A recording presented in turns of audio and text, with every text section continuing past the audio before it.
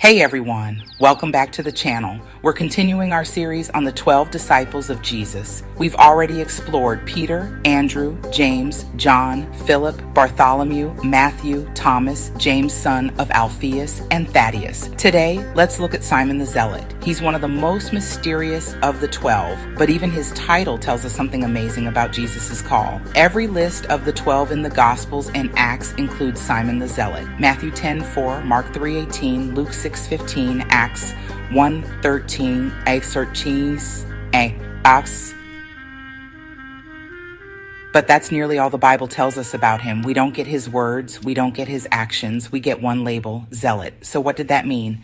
The Zealots were a political movement in first century Judea. They were fiercely nationalistic. They hated Roman rule and often advocated violent revolt. They believed the Messiah would come as a warrior king to drive out Rome. Simon the Zealot likely shared those fiery views before following Jesus.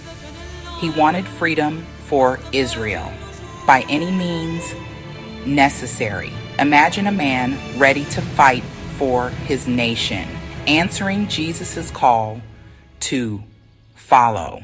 And here's what's even more amazing. Among the 12 was also Matthew the tax collector, a man who worked for the Romans. Simon the Zealot and Matthew were political opposites, enemies in any other context, but Jesus called them both. Only Jesus could unite a zealot and a tax collector in one mission. In Jesus' kingdom, political enemies became brothers. We don't hear Simon's speeches or see his miracles, but the fact that he stayed with Jesus speaks volumes. He laid down his old vision of a violent revolution. He chose Jesus' way of peace, love, and spiritual victory. Jesus didn't just save Simon, he transformed him.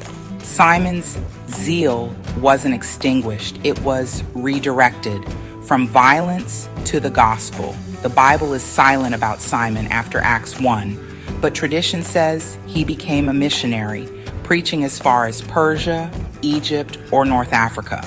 Some traditions say he was martyred for his faith, showing his unshakable zeal for Jesus. He remained a zealot, but now for God's kingdom. So, what can we learn from Simon the Zealot? 1. Jesus calls all backgrounds, zealots, tax collectors, fishermen. Jesus' team was diverse and he can use anyone. 2. The gospel unites opposites. Simon and Matthew were enemies by politics. Jesus made them brothers. True faith breaks down walls. 3. Jesus redirects our passions. Simon's zeal wasn't destroyed, it was redeemed. Jesus can channel our intensity for his purposes. 4. Following Jesus means laying down old loyalties.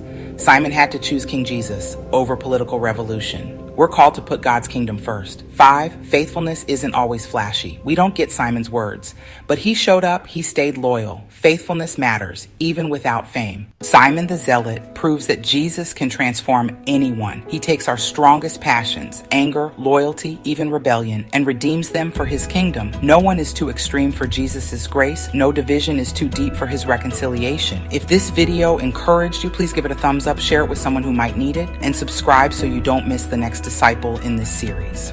Comment below what part of Simon the Zealot's story speaks to you most. Thanks for watching. Stay faithful. God bless you. See you next time as we keep exploring the lives of the 12 disciples.